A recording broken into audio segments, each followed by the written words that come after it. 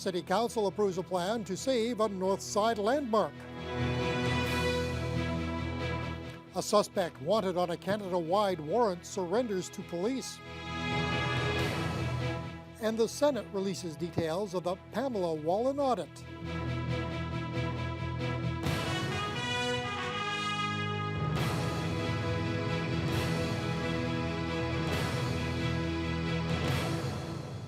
Good evening and thank you for joining us. A historic city building that looked destined for the wrecking ball will now be repaired. Just last month, the owner of the Lyceum Theatre was ordered to fix up the place or demolish it immediately. But now a study of the building has determined it's not falling apart as quickly as once believed. Dennis Ward has more. It hasn't even been a month since notices were posted on the Lyceum Theatre to fix it up or tear it down. Those orders were based on a report from roughly a year ago that determined the building should come down within 12 months. But the city now has a new engineering study that says things aren't that bad. Council has decided to make some repairs to save the century-old building. There was a problem with the roof. Part of it's going to have to be replaced, and so we're going to work on that in the next few months. But once we stop the water from coming in there, the rest can be cleaned up. Inside, it's a terrible mess in terms of mold and things like that, but that can be cleaned up. But we have to prevent the water from getting in there, so we've got to repair the roof. And so that's basically the direction we're taking. While the Lyceum is hardly in great condition, it is structurally sound and not unsafe. The private owner, who has been unreachable, currently owes more than $95,000 in back taxes. The city will try again to contact him before any work is done. We're going to place orders on the owner directing under the Property Standards Act that he repair this building. If he fails to comply, then we will move forward and we'll do this work ourselves, and we will send him a bill. If he fails to pay the bill, we will put the cost on the taxes. If the taxes remain unpaid, the Lyceum will be available in the 2014 tax sale.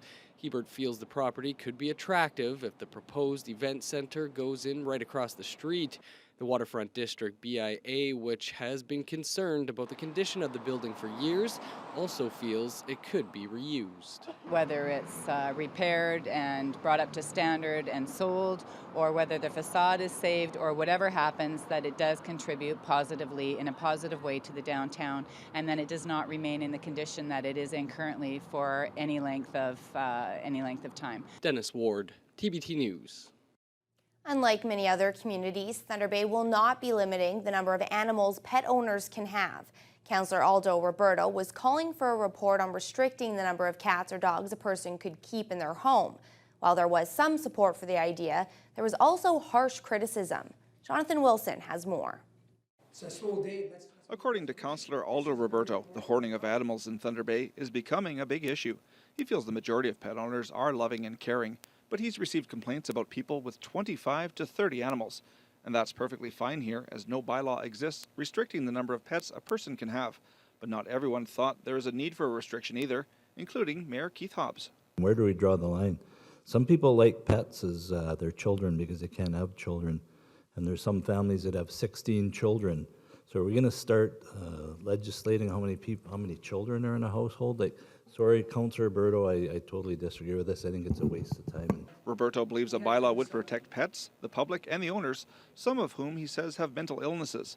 City staff say rules are in place to deal with problems with people and pets. Whether that's noise, odor, whatever the case may be, we can deal with those. It's also not possible to legislate away mental illness. So, hoarders and that sort of thing, these problems won't go away just because we put in place a bylaw saying don't hoard or don't have 50 cats. Roberto's idea to look at pet restrictions was shot down in a tight 6-5 vote. Another bylaw that came forward did get full support from council. The Thunder Bay Regional Hospital is looking to put an end to smoking on its property. Senior staff are asking council to amend the existing smoking bylaw to include the hospital. We don't plan to be, insane about it. We have a start date. It was chosen for a particular reason. We don't suddenly expect on October the 1st that this is going to be a non-smoking area. We're not blinding ourselves to the reality of this. As you say, it's an addictive illness.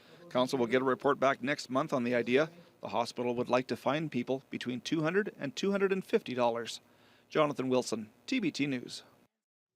Council last night also discussed problems with housing for one segment of the city's population. A new report recommends 19 steps that can be taken to improve access to housing for people with substance use issues. Tara Allaire has that story. The Drug Strategy Accommodation Needs Assessment includes 10 short-term priority recommendations that would see people with substance abuse issues accessing the accommodation and support they need. It recommends the creation of a long-term Housing First program in Thunder Bay. Thunder Bay's Drug Strategy Coordinator Cynthia Olson says Housing First was pioneered in New York and has proven successful in several large Canadian cities. Housing First is saying, I'm going to give you a house.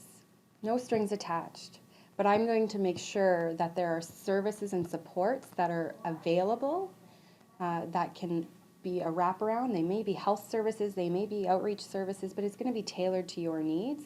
And you're going to direct what you think your needs are. So, it's important that we address housing as far as the drug strategy is concerned, because it is a significant risk factor for substance use both ways. The report also calls for the expansion of existing shelter programming, an enhancement of residential rehabilitation services, and an increase in transitional housing. City Manager Tim Camisso praised the report but touched on its cost. Camisso says federal and provincial support is needed to make the expensive proposal a reality. Can't just assume that there's going to be savings in the delivery that can somehow get plowed back, because at the end of the day, it's a vicious circle.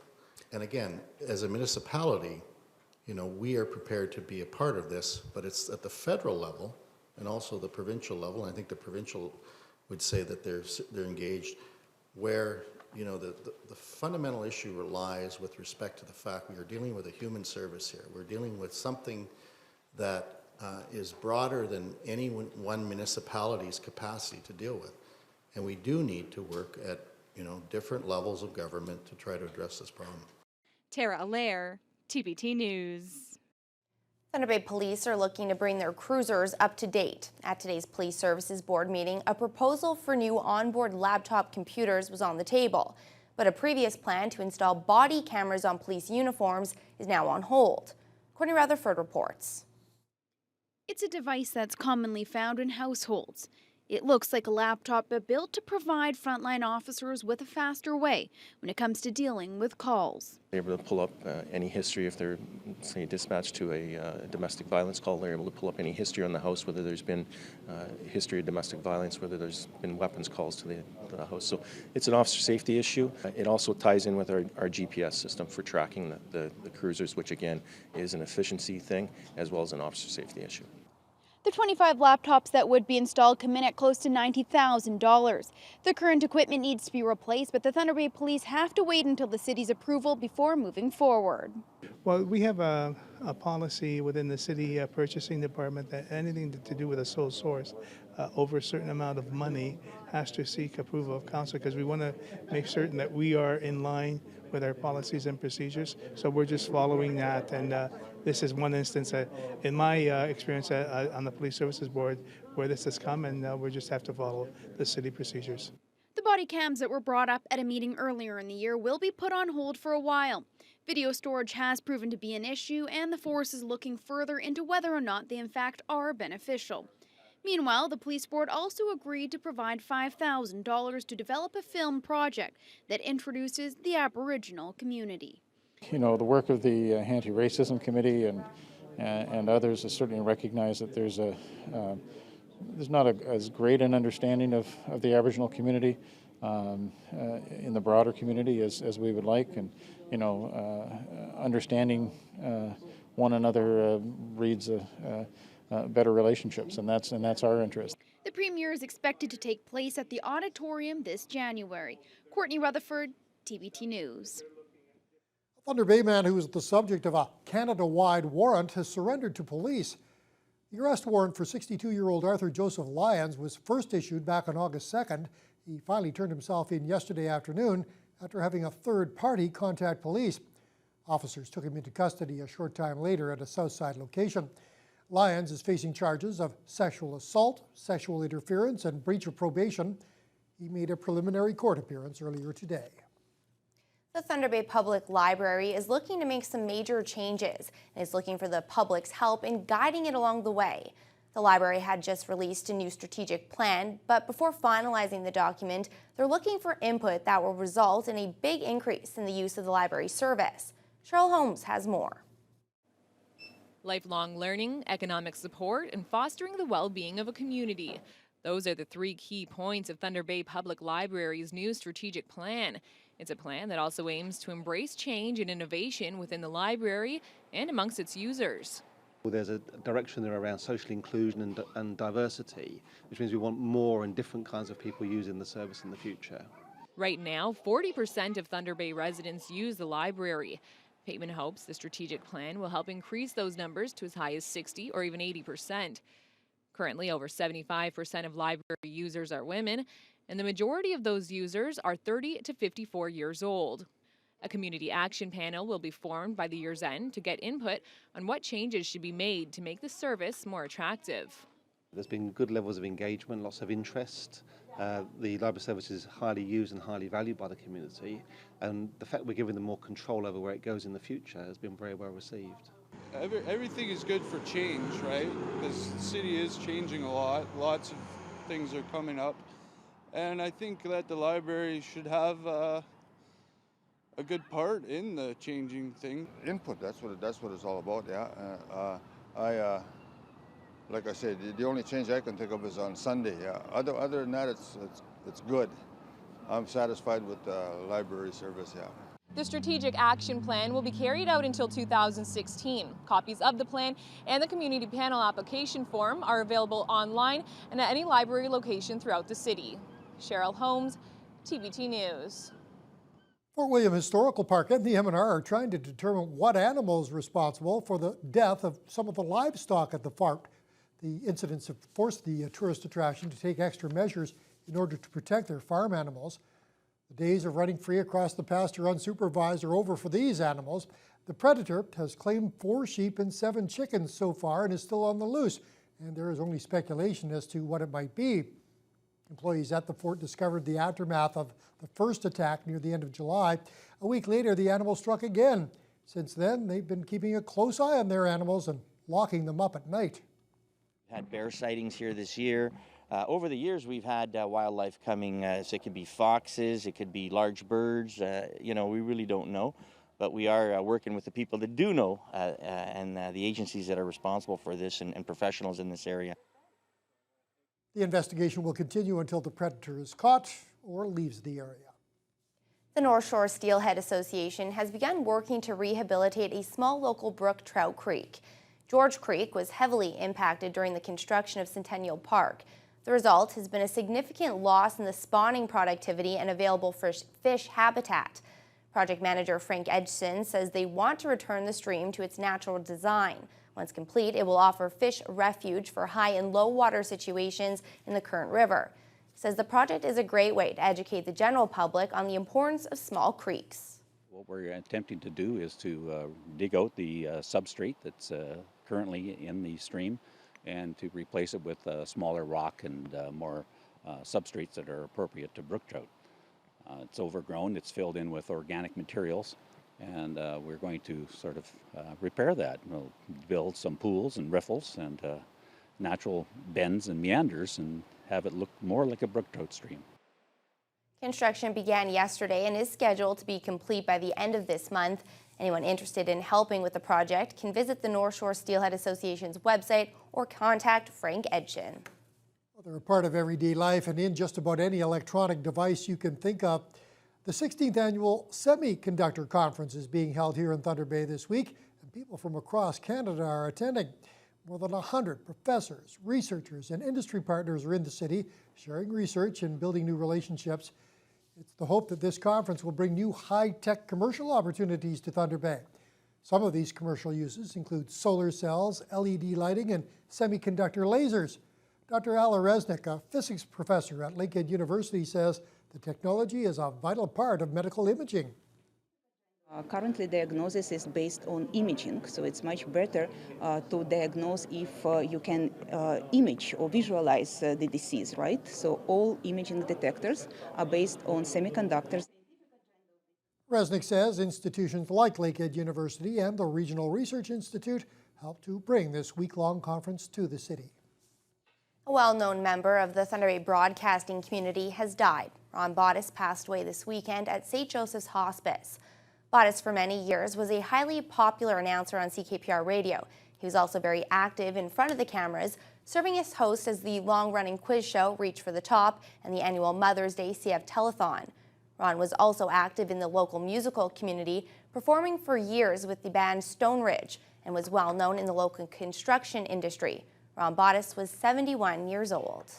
Good friend to many of us here at Dougal Media. He'll be sadly missed. Our condolences to the Bottis family. Turning to weather now, Matt, cloudy, chilly day. I'm getting pretty sick and tired of those clouds, let me tell you. Any sunshine in the forecast? There is some sunshine in the forecast, Ryan, which is good news. The good news today, too, is that it didn't rain. Right, we have to think of that as a positive as well. Right now, if you have a look at the radar today as well, we had that cloud cover that kept things cool for the most part today. A little bit unexpected. We expected to see a little bit more sunshine than we did without that sunshine. That's what kept things nice and cool in the city and for most parts of the region today. Having a look at what's happening across the region right now. Marathon 16 degrees, Greenstone 15. Nice temperatures along the North Shore. Mostly cloudy skies as well, but again, they did see some sunshine. 15 down in Sault Ste. Marie. As we have a look out west, Kenora 18 degrees, as is Fort Frances. The hot spot right now up in Big Trout Lake, 21 degrees. They're enjoying some temperatures up in the northern part of the region, but they are under some mostly cloudy skies up there. Here in the city today, we reached a high of 18. Again, mostly cloudy skies. A little bit of wind to speak of, but it gusted up to 20 kilometers an hour. Not too bad, but again, it was that cloud cover that kept things cool today. We should see that dissipate over the course of this week, but I'll have more details on that in just a little bit. Tonight, low, dropping down to 6 degrees tonight. It's going to be chilly. Might want to close those windows tonight. The good news is that this should be the last night that we're going to see temperatures drop that low. They're going to rise just a little bit, so things not going to be as chilly. We could see some fog moving in as well about 11 o'clock tonight. That will last until about the 6 a.m. region. So again, keep that in mind if you're driving or going anywhere over the course of tonight. Wednesday. Tomorrow, we're in this nice dome, this high pressure system that's going to bring a lot of sunshine, as Ryan just mentioned as well. Going to bring some sunshine, going to bring some heat. Those thunderstorms are going to stay to the west of us, pass down through the United States. And hey, have to be happy about that. We're in that nice dome. We have some nice weather coming. I'll have more details on that coming up later in the news hour. And we can hardly wait for it to arrive. All right, thanks very much, Matt. Well, the audit details from Pamela Wallen were finally released today. Details on that story and more for you as your news hour continues. We found aspects of the Deloitte report very troubling.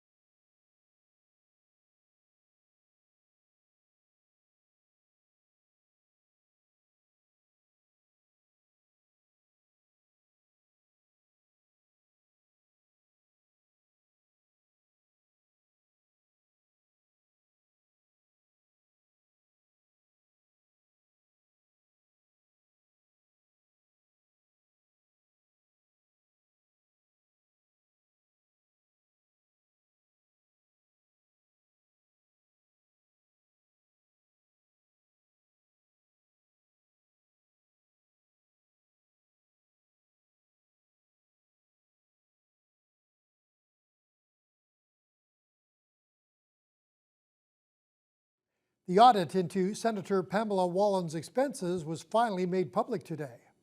The Senate committee that went over the audit has ordered Wallon to repay tens of thousands of dollars, and she's become the 4th senator this year whose expenses have been referred to the RCMP. Julie Van Dusen has the details. No sign of Senator Pam Wallon this morning as her fellow senators gathered to decide what to do with a damning audit of her travel expenses. They concluded it needed to be referred to the RCMP. We found aspects of the Deloitte report very troubling. Last night, Wallon made a statement calling the audit unfair, but promised to pay back all of the disputed money and then some. I will pay back the full amount ordered by the committee, including interest. The amount of ineligible expenses, according to the audit, is $121,348, of which Wallon has already reimbursed $38,000. A further amount, nearly $21,000, is subject to more scrutiny by the Senate. A key problem, Wallon's stopovers at her Toronto condo on her way to her home province of Saskatchewan. The Deloitte audit determined 75 out of 94 trips from Ottawa to Saskatchewan involved stopovers of 1 or more nights in Toronto. Some of these stopovers were unrelated to Senate business. And she also billed the Senate for some partisan events like this election rally in Saskatoon. Deloitte disallowed the $230 she charged the Senate for driving from her home in Wadena, Saskatchewan to the Conservative event. She sent in expense claims that said she was on Senate business. When they were reviewed, we found that in fact some of them were not Senate business. The audit also found inconsistencies in Wallon's electronic calendar submissions. She said she was told to change the calendar, but Senator David Tkachuk says not so. What I told her to do was submit relevant material. Don't submit irrelevant material. That's all. That was her decision to make after that, what was relevant and what isn't. Senator Gérald Comeau, who sits as a Conservative, was asked if Wallon could ever be welcomed back into the Tory fold. Well, would you like to see her back? We'll see what happens. Liberal Senator George Fury says the past few months have been tough on the Senate. Colleagues that I spoke to during the summer tell me that everywhere they go, they're being mocked. In addition to all of the money that must be repaid, Pamela Wallon has been told that she can only bill the Senate for direct flights between Ottawa and Saskatchewan, and that all of her travel expenses will be closely monitored for a year. Julie Van Dusen, CBC News, Ottawa. Protesters descended on Toronto Police headquarters today, still not satisfied with the force's response to the police shooting of a teenager on a streetcar. Ron Charles reports. Justice for Sammy! Justice for Sammy! Today's rally shows just how strong the public outrage remains 2 weeks after this. The streetcar shooting of 18-year-old Sammy Yatim by a Toronto police officer. Yatim had a knife, but was alone on the streetcar when the officer shot at him 9 times. What do we want? Justice! Sammy Yatim's mother and sister showed up to the rally, but said they are still too grief-stricken to talk. Today's rally is the second since the shooting, still attracting people shocked by the video. To show support for a child who was killed, a young man that was killed. And I mean, I think everybody's seen the video, and there's no question that it was unwarranted. I came to support the family because I feel very sorry about what happened to their child. Toronto's police chief has already tried to respond to this public outrage. Yesterday, he took the extraordinary step of naming a retired judge to look into how and when his officers use force against people in emotional crisis. I want to ensure that we take as thorough a look at this as possible. The protesters did not seem to be convinced of that. They marched to Toronto's police headquarters and the monthly meeting of the city's Police Services Board, the politicians and civilians who oversee the force. Recommendations have been made. Earlier at a news conference, family members of other people shot by police said they expect little from the chief's review. You know, I look back at all the inquests that happened before O'Brien's death, O'Brien's inquest that I spent many days in, and all the recommendations that came out of that inquest. And again, nothing was done. You are the voice of the people! Outside police headquarters, protesters continued to express their anger at what they call police excess. Ron Charles, CBC News, Toronto. A horrific accident on a busy Toronto bus route. One person is dead following a serious bus crash in uptown Toronto. The bus was stopped at an intersection when a cube van smashed into the transit vehicle. A woman was killed waiting to exit the bus. The crash also took out a telephone pole, briefly knocking out power to about 5,000 customers in the area. The railway involved in the Lac-Mégantic disaster is losing its license. The Canadian Transportation Agency says the Montreal, Maine and Atlantic Railway doesn't have enough third-party liability insurance, and it says MM&A hasn't been able to prove that it can pay for it. The order is effective August 20th. At least 47 people were killed when the train derailed and exploded in a small eastern Quebec town. The agency also said it will launch a review of its insurance rules this fall to ensure they're adequate for what it calls catastrophic events. A prisoner released today in the Middle East. Israel has released dozens of Palestinian prisoners as part of a deal to resume peace talks. Protesters huddled outside a prison in central Israel before the release. They're demanding the government release Israeli prisoners instead. Earlier today, the country's high court rejected an appeal by the protesters. Israel plans to free over 100 Palestinian inmates ahead of the U.S.-led peace talks, which are scheduled to start tomorrow.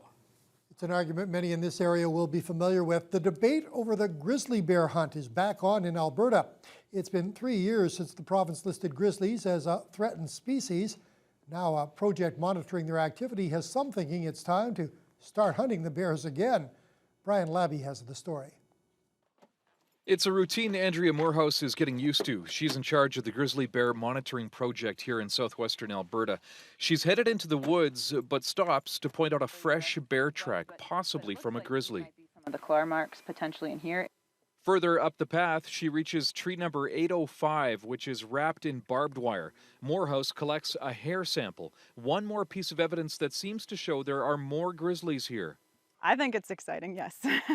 Hundreds of these so-called rub sites have been set up in forested areas and for the first time on public and private property. They snag hair from the grizzlies, and DNA analysis is showing that the numbers have nearly tripled. More than was previously estimated. The last survey done in this area showed a population estimate of 51 grizzlies. The number now is at least 122. That's the minimum number. It's not the population estimate. So the population estimate would be higher than that because certainly we didn't detect every single grizzly bear that used the area. The numbers may or may not include grizzlies who visited this feed site last spring, an area that's used to draw bears away from nearby ranches, where the carnivores sometimes attack or feed on dead cattle. Ranchers are relieved to hear the survey numbers. They say it proves what they've known for a while. They were seeing bears where they hadn't seen them before, in greater numbers than they'd seen them before. Jeff Bechtel ranches in the Cardston area. He says the survey will likely renew the debate about bringing back the bear hunt. He believes hunting can play a limited role. It wouldn't be open season on bears. I can't imagine that happening. You know, hopefully there's a way to manage the overall population at a reasonable level, and a way to manage bears that prove themselves to be habitual offenders. Yep, there's some. Moorhouse's research will continue for another year before a decision is made on what to do with all these new visitors. Brian Labby, CBC News, near Pincher Creek. Let's take a look at today's market activity now. In Toronto, the TSX up 48 points to 12,642. The Dow posted a 31-point gain, climbing to 15,451. The Nasdaq was up 14 points to 3684. Canadian dollar closed at 96.68 cents U.S. That's down almost 0.4. Gold lost over $13 to fall to $1,320 an ounce. And oil was up 72 cents to $106.83 a barrel.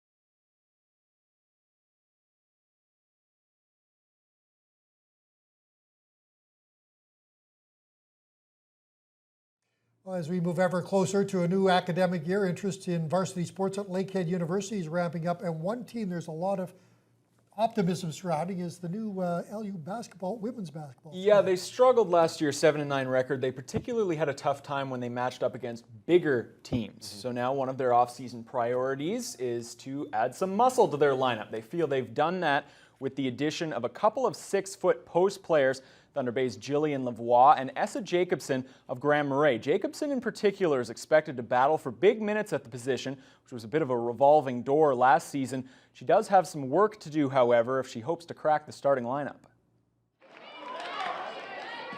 Last year's Thunderwolves team relied primarily on speed and perimeter shooting with limited success, as they often found themselves out-muscled by bigger opponents. They're hoping first-year post Essa Jacobson can help change that this season. That's what we need this year, is more size, and not only height, but also a little more muscle in the post. She just gives us that toughness, grit. Player is not afraid to use her elbows and get on the floor. And she's solid, tough, strong, great rebounder. Rebounding is arguably the strongest part of the Grand Marais, Minnesota natives game. She grabbed 1,444 of them at Cook County High School. That's a school record.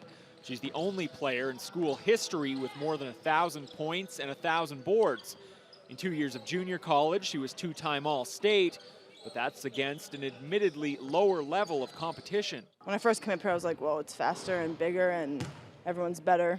And even during a brief off-season workout, Jacobson quickly realized she's got some things to improve upon if she hopes to make an impact in the CIS. I think I'm strong, but I need to be more like finesse and get better with moves and developing my game, I guess, in the post. A player that still needs to get in shape a little bit, but when she gets there, she'll be battling it out probably for that starting position. She's playing for a team that attempted and made more three-pointers than any other in the country last year. That, she says, should help her out offensively. It does a lot, because even if I get stuck down low, I know I can depend on a shooter outside. Now, if that inside game can develop and take some pressure off the Thunderwolves shooters, it will drastically improve the team's chances to once again become OUA playoff contenders. Former Lakehead Thunderwolves assistant Jeremy Aduno has taken over the reins behind the bench of the Thunder Bay North Stars. It's Aduno's first head coaching job. He spoke after this weekend's open tryouts about putting together a roster and goals for the upcoming campaign. I don't think our expectations right now are very specific. I think the biggest thing right now is we want to identify the best talent here in Thunder Bay and in the region. I know my biggest objective, as well as my assistant Colin and our management and our ownership, we obviously want to be competitive. Number one, you always want to be competitive, but we're also big on development. We're all in it for the same reason, where we want kids from Thunder Bay and regional kids to be able to develop and become better players, better people, and have the chance to move on to better opportunities. So I think that right now is our main expectation and goal coming this season.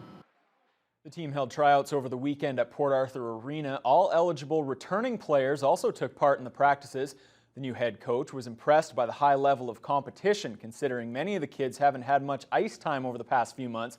Aduno also spoke about his relationship with Trevor Letowski, the former NHLer who's now the head coach of the OHL's Sarnia Sting, and how that friendship can help him in his new position. He is one of my best friends. He has been kind of my whole life. And actually, he was at the skate this morning. It was nice. He came out, and Nick Latta from Sarnia, who's one of their top guys, also came out today. So that was kind of a treat for some of our guys to see that. And I thank Nick and Trevor for making that happen. But yeah, Trevor and I talk all the time, about life and about hockey. And it was kind of funny after the practice today. I think we both showed each other a couple drills that we like and started talking systems. We had to put a cork in it before it got too late. But I think him and I will be in touch a lot this year, and we'll definitely use each other as a resource.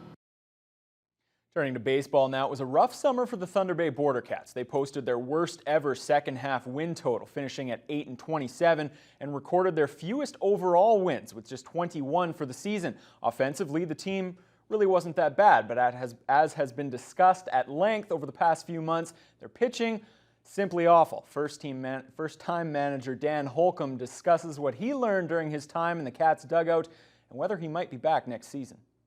It feels great. I mean, I learned a lot. It's one of those things you never know what you're going to learn. You think you're going to learn a lot of X's and O's, and you're going to think you're going to learn tons about the game. And I'll tell you learn a lot about the guys. I mean, you learn a lot about players and how to motivate them.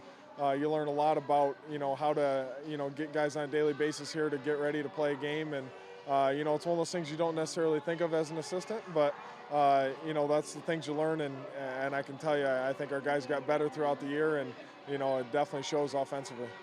I would love to be. I love the Thunder Bay city. I mean, everybody here has been great to me. Brad and Brian have been tremendous. The Jorgensen family has been awesome. But I know that's a conversation that I'll have to have with Brad and Brian throughout the course of the next week or so, and kind of see where they're at and see where they want to take the program. There was a rare celebration in Moscow for Canadian track and field fans today. Medal-winning performances have brought new hope for Canada on the world athletics scene. Peter Armstrong explains. Then Brianna and Tyson Eaton. For the first time in a long time, a Canadian in the hunt for a medal at the World Championships. Heptathlete Brianne Tyson Eaton had a shot at gold. In the stands, her nervous entourage included her husband, American Ashton Eaton, who won gold in the men's decathlon just yesterday. Tyson Eaton there has hit the front. After a final heat in which 8 of 10 racers posted a personal best, the 24-year-old Canadian would have to settle for silver. A well-earned, long-dreamt-of result at the pinnacle of world racing. Only 2 other Canadian women have medaled at an outdoor event. Tyson Eaton now joins the elite ranks of women's racing alongside Perdita Felicien and Priscilla Lopez-Schleep. She's still upset she fell short of gold, but as she watched the Canadian flag hoisted into second position, Tyson Eaton says she started getting emotional. You think of all the hard work you did, but I guess you think of your country, your family, how many people are probably watching at home, how excited they are. Her win, also Canada's win, and not the only one. Damian Warner took bronze in the men's decathlon. Both young, promising athletes, both now considered serious medal hopefuls in the next Summer Olympics. I think this is a real breakthrough moment. Mike Smith knows all about breakthroughs. It's been 20 years since he was climbing the podium himself. He says this is a moment Canada has been waiting for. Well, it really is an exciting time. To have 2 Canadian athletes on the podium at a World Championships is a rare thing, and it's many, many years in between since we've seen it. And there's no question this country needed a boost. Canada's currently 14th in the medal count, just ahead of Botswana. But success like this brings new attention, new sponsorship money, and new fans to the sport. Just what athletes here need, with 2 years to go before the next Summer Olympics. Peter Armstrong, CBC News, Toronto. Meanwhile, the Lakehead University running team is well represented at the Canada Summer Games. Travis Rosk, running for Saskatchewan, and Connor McGuire, running for PEI, have qualified for the 1,500-meter final. McGuire will also run in the men's 5,000-meter race on Friday. Danielle Teal, running for Saskatchewan, will be in the 5,000-meter women's race, also set for Friday. To the MLB, where the Minnesota Twins have reportedly placed Canadian first baseman Justin Morneau on revocable waivers, according to several media sources. Any team that claims him will have a short window of time to finalize a trade with the Twins, or Minnesota could pull Morneau back and keep him in the lineup. The Twins can also let the claiming team keep Morneau without any compensation, should they so choose. The 32-year-old is hitting .262 this season with 14 home runs and 67 RBI. His numbers are up in August after slumping in July. There are a couple of teams that are rumored to be interested. So a little bit of a fall from grace for Justin Morneau. Big contract numbers attached to Morneau. Yes. And I think he has 1 more year to go on that deal. So tough decision if any team wants to pick him up. Injury issues too, right? Yeah, so. Injury concerns really what derailed him. Yeah. Thanks, Banaz. Tonight on Global Thunder Bay, a double dip of NCIS, and on CKPR, Rick goes to bat at the Women's Fast Pitch Championship. There you go. Here's Stella Talk. Tonight on Global Thunder Bay, starting at 8, it's NCIS. And Ziva questions her father's motives when he unexpectedly visits. Then on NCIS Los Angeles, Kenzie and Deeks investigate the theft of a cartel boss's body. And at 10 on Haven, Audrey tries to determine the cause of a series of incidents involving butterflies. Over on CKPR Thunder Bay at 7:30, grab a cuppa with the gang from Coronation Street. Then at 8, Rick goes to bat in the Women's Fast Pitch Championship on the Rick Mercer Report. At 8:30 on 22 Minutes, it's Don Cherry's Game Day Thoughts on Republicans and Democrats. And at 9, Bobby helps out when a jealous ex-husband kidnaps Connor on Arctic Air. Teletalk is brought to you by Points, the traffic ticket specialists.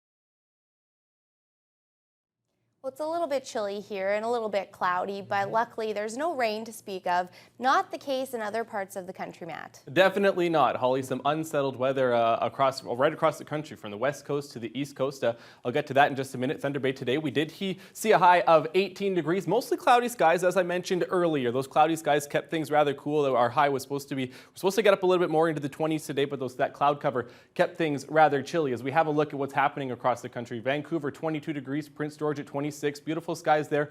But meteorologists are tracking a storm that's about 70 kilometers southwest of Olds, Alberta right now. So Edmonton 23 and Calgary at 25. But that storm system, there's all kinds of warnings through northeastern British Columbia down into the city of Calgary, all down through Alberta into the southwest parts of Saskatchewan.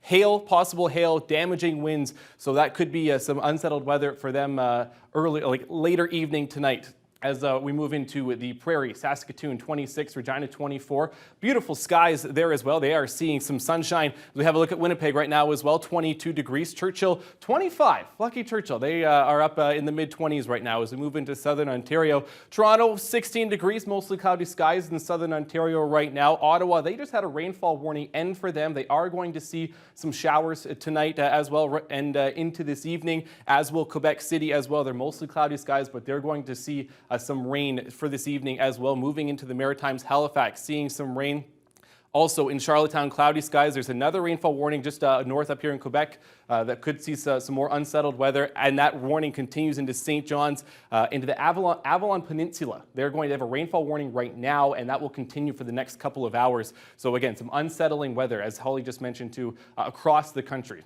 As we have a look at our systems map today, we have that cold front. That's what's going to keep things cool tonight and into tomorrow. And as we move into Thursday, that's what's going to push everything out. And that's where our beautiful skies are going to come. No precipitation in the forecast until we get to the weekend. But again, once we get there, it does remain low. As we have a look at tonight, what's going to happen across the region. 7 degrees, 8 degrees. A lot of the parts of the region are going to see the same weather as Thunder Bay. Those cool temperatures. Even out to the west, Kenora is going to stay at 10, but they're one of the only places that's going to remain in the double digits. Sioux Lookout at 9, Atikokan at 6 as well. But come tomorrow, that beautiful weather is what we're going to see. 23, 22, 20s across the board, and sunshine just about everywhere. Big Trout Lake 23, the prevailing temperature across the region. Today, right now at Thunder Bay this hour, 17 degrees, mostly cloudy skies. As I mentioned, tonight we're going to drop down to a low of 6. So I mentioned this earlier, 6 degrees. With that possible fog, what that means is that we're going to reach the dew point tonight. So with some of that warm air, that's what's going to create that fog, all that water vapor very close to the ground. That's going to be between about 11 o'clock tonight and 5 o'clock tomorrow morning. So again, be careful on the roads tonight if you do see some of that fog out there as well. As we have a look at your day tomorrow, partly cloudy skies in the morning, 21, 22 degrees by tomorrow afternoon. A beautiful day for the middle of the week. And as we look at the 5-day forecast, moving into Thursday, 25, partly sunny skies and sunny skies on Friday. You can't complain about that, that's for sure. As we have a look into your weekend, 26 degrees, 24 degrees on Sunday. On Saturday and Sunday, there's a 30 or 40% chance of rain, of showers. But again, that's a pretty minimal chance at this point. Beautiful temperatures, so it's going to be a good late part of the week, early weekend to go out and have some fun, get outside, do something outdoors because the weather looks fantastic.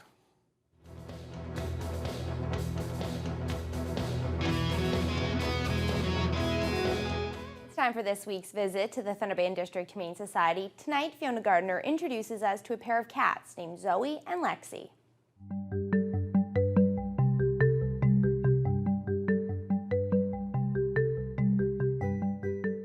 Hi, I'm Fiona Gardner, and this week's Humane Society Pet of the Week is kind of a twofer. We've got a couple of 3-month-old domestic medium hair kittens who have come here as strays, and now they're looking for a home. This is Zoe, and this is Lexi. And these girls are what you would call, I guess, teenagers. So they like to explore, but they're very friendly. They like each other, they like other cats, and they love kids and people and a chance to see the world. So if these would be a great addition to your home, drop by the Humane Society and come and meet Zoe and Lexi today. Your Pet of the Week has been brought to you by Thunder Pet. Expert advice and high-quality pet food within your budget.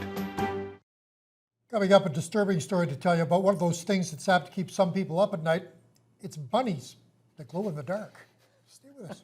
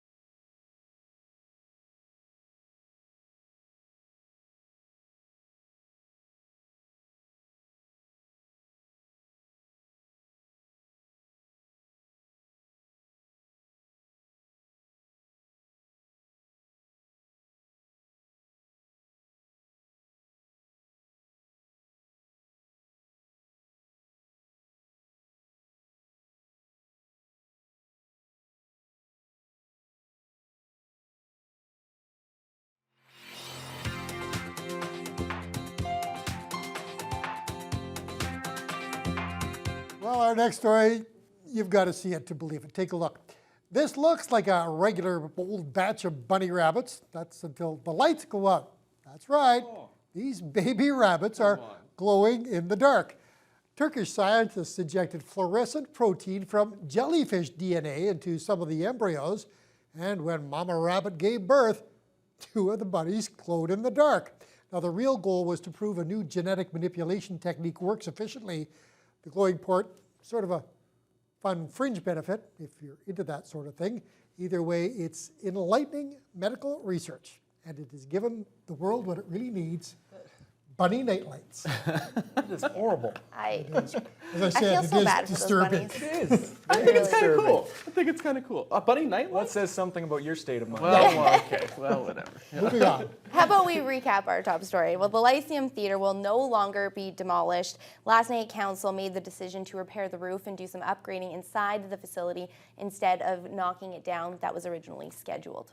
In sports tonight, the Toronto Blue Jays come in 10 games below 500, but they can make a little bit of headway in the AL East as the first place Boston Red Sox come to town. We hope. That's all very exciting. I'll have the highlights for you coming up on the late edition. Not to be negative, but I highly doubt it. Weather-wise, chilly night tonight, beautiful day tomorrow. UV index of 6 for tomorrow as well, which I forgot to mention. So beautiful couple days ahead. Let's hope. Yep. That'll do it for tonight's Look at News, Weather, and Sports. Thank you all for being with us, and we'll see you again tomorrow.